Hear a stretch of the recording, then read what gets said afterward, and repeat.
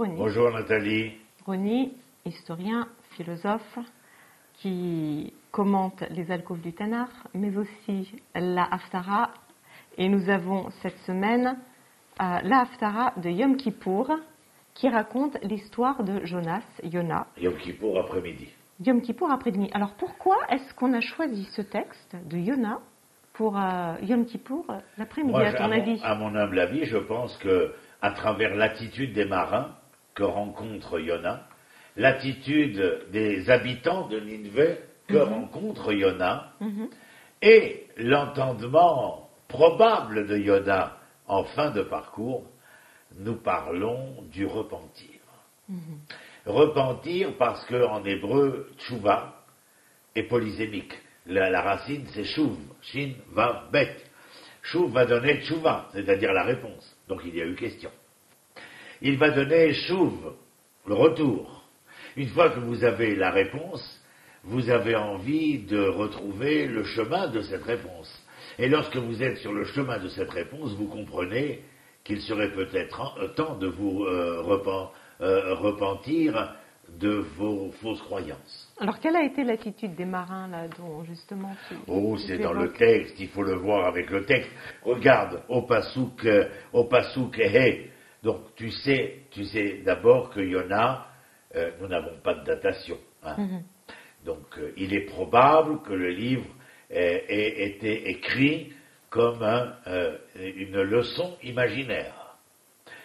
Mais il y a là, bien entendu, une ressource d'études, d'information et d'entendement énorme. Au verset, nous apprenons qu'après que l'Éternel ait demandé à Yona d'agir pour avertir les gens de Nineveh que s'ils ne se reprenaient pas de leur comportement et de leurs attitudes, ils seraient effacés, Yona refuse. Ouais, il n'est pas du tout enthousiaste. Il n'est pas du tout enthousiaste. Il est dit, Yona se mit en route, mais pour s'enfuir de devant Dieu. Et il monte au port de Jaffa, sur un bateau, prêt à embarquer, et les voilà prendre la mer. Et alors qu'ils prennent la mer,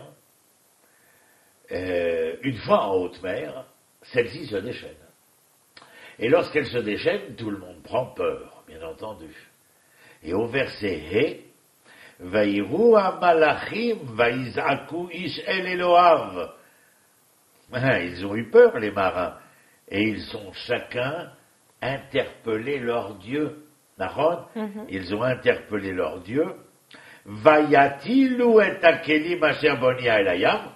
Ils ont voulu alléger le poids du bateau et donc jeter à la mer ceux qui auraient pu être trop lourds et, selon leur entendement, déranger une meilleure navigation. Et ensuite, nous voyons le capitaine du bateau, après que le texte nous informe que Yona est allé dans la cale. Quoi faire? S'endormir. Alors, elle est quand même surprenante, l'attitude de Yona. D'abord, il ne craint pas du tout d'être rattrapé par Dieu. Ni il ne l'écoute, ni il n'a peur, et il va s'endormir, mais alors vraiment comme s'il ne s'inquiétait pas le moins du monde. Quelle impression te donne cette attitude? On a l'impression qu'il fuit dans le sommeil. Oui, enfin, il y parvient surtout, parce qu'il faut quand même réussir à s'endormir quand la mer est démontée, que tout le monde est paniqué, il faut quand même réussir à s'endormir. Et c'est le capitaine qui va le retrouver, et qui vient lui dire, en le réveillant, mais tu pourrais participer. Tu vois, ça c'est un des premiers points qui m'a interpellé. Ce capitaine qui vient voir Yona et qui lui dit, mais dis donc petit, tu pourrais te réveiller et être avec nous, participer, collaborer à quoi? À la prière en commun.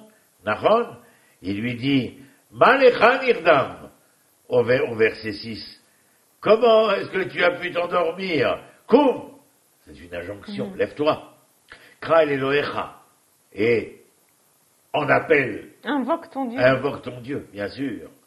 Oulai itachet Elohim lanu velonovad.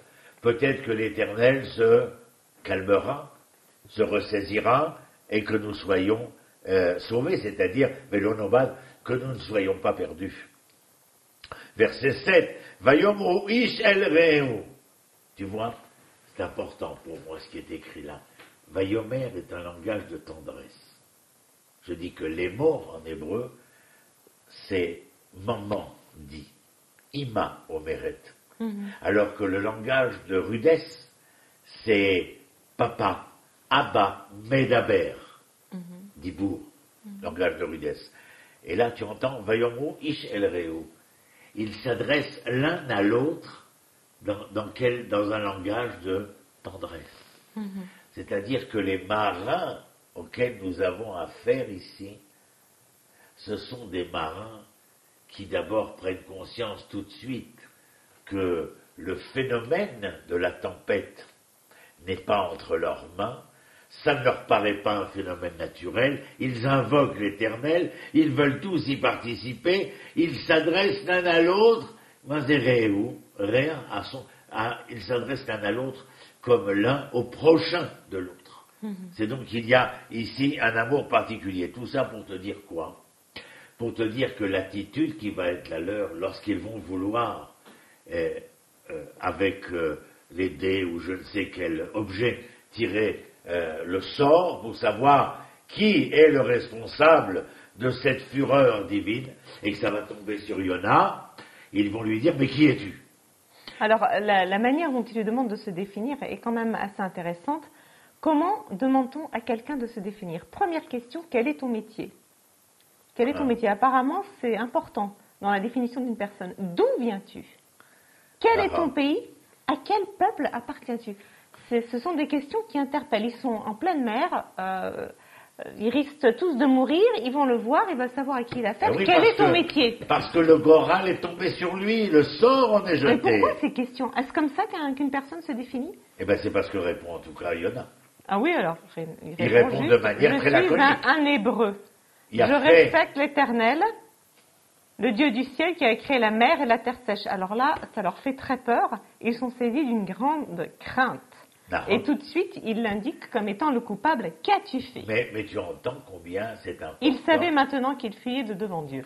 Il répond, je suis un hébreu. Je suis un hébreu, oui. C'est sa réponse. Si sa réponse. C'est la définition englobante de quel est ton métier, d'où viens-tu, à quel peuple appartient peu. Je suis un hébreu. On appelle cela une réponse laconique. Et pourquoi est-elle laconique? Parce qu'elle ne dit pas tout, elle ne répond pas à tout. Et donc en disant je suis un hébreu, s'il répond cette réponse-là, c'est que les marins savent de qui, de quoi et d'où il est question lorsque l'on dit « je suis un hébreu ». Et apparemment, ils le prennent au sérieux parce qu'ils considèrent tout de suite que c'est lui qui a le pouvoir par sa prière, que c'est son Dieu à cet hébreu qui a le pouvoir de changer les choses. Et que doivent-ils faire maintenant? Ils doivent prendre Yona et normalement le jeter par-dessus bord. Qui propose de le jeter par-dessus bord? Lui-même. Alors il est d'une placidité incroyable. Jetez-moi par-dessus bord. Enfin, c'est incroyable quand même son attitude. De le jeter par-dessus bord. Et quelle est la réaction de ces gens-là? De se refuser à agir de cette manière. Lis-nous véritablement les versets 13 et 14. Les hommes essayèrent encore de ramer pour amener le bateau sur la terre sèche, mais ne réussirent pas car la mer continuait à enfler autour d'eux.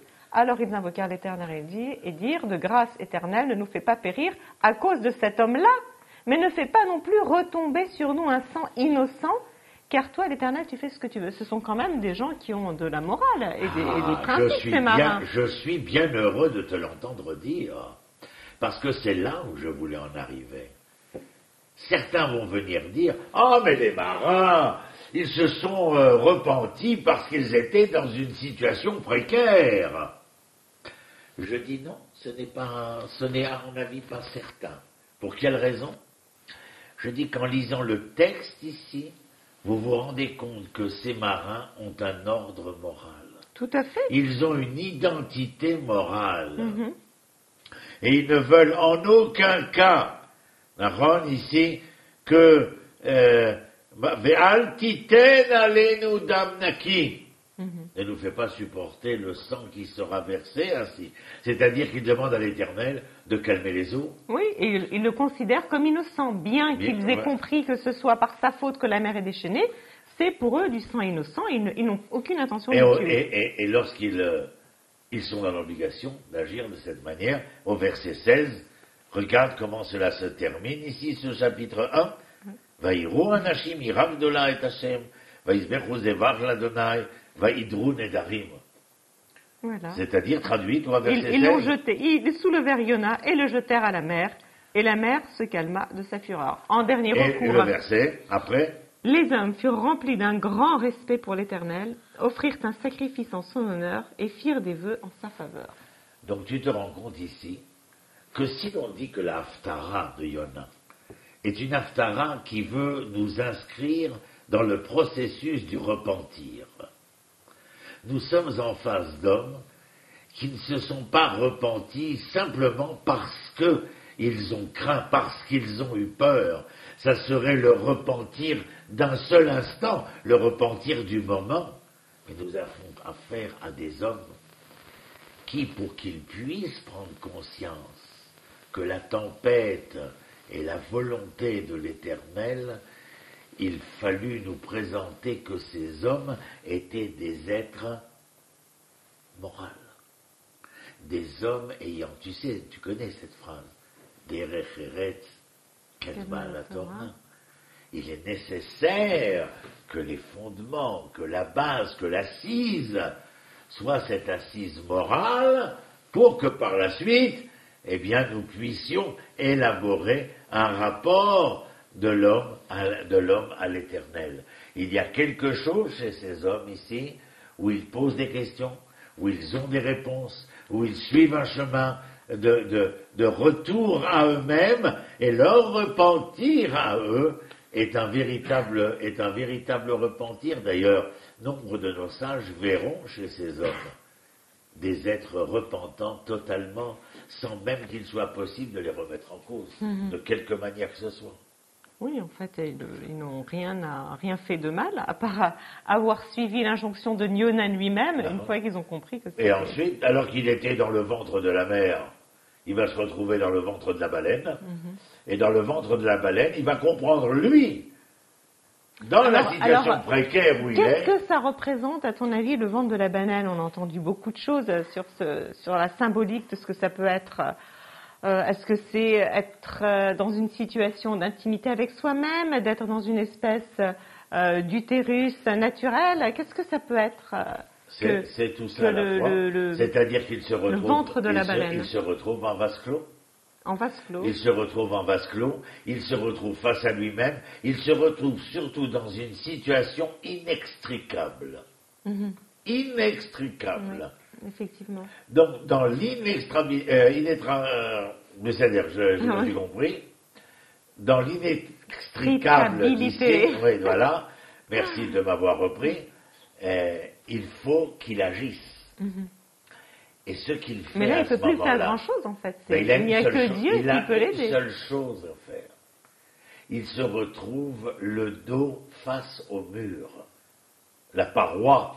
En tout cas, il est entouré de mer et il n'y a pas tellement d'échappatoire. Et la seule chose qu'il puisse être amené à faire, c'est d'invoquer l'Éternel. D'invoquer l'Éternel qui, depuis le port de Yaffo, lui, Yona, se refuse à rencontrer. Il est allé dormir. On l'a réveillé. On l'a obligé. On l'a mis face à ses responsabilités. Il se retrouve dans le ventre de la baleine. Et là, il ne lui reste que ça. C'est la seule façon de et c'est parce qu'il va accepter à ce moment-là. Qu'est-ce que c'est le rejet de la baleine sur les rivages? Eh bien, c'est bien cela. C'est le fait d'être remis en scène. Et le fait d'être remis en scène vient nous enseigner que Yona a réhabilité le dialogue que l'Éternel avait voulu entretenir avec l'homme. Si Dieu, à ce moment, à Yaffo, était en quête de l'homme, voici que dans la situation où Yona se trouve, l'homme doit être en quête de Dieu. De cette manière, on paraphrase un peu Abraham, Yoshua, Eshel. Et lorsqu'il est en quête, c'est-à-dire qu'il prie, alors il revient sur la scène de l'histoire, mais comment? Pour accomplir ce pourquoi il avait été dévolu. Allez à Ninive. Merci beaucoup, Ronnie. Donc de l'importance du dialogue de l'homme et de Dieu dans cette Haftara qui accompagne Yom Kippour, le jour du repentir. Toda Rabba. Merci.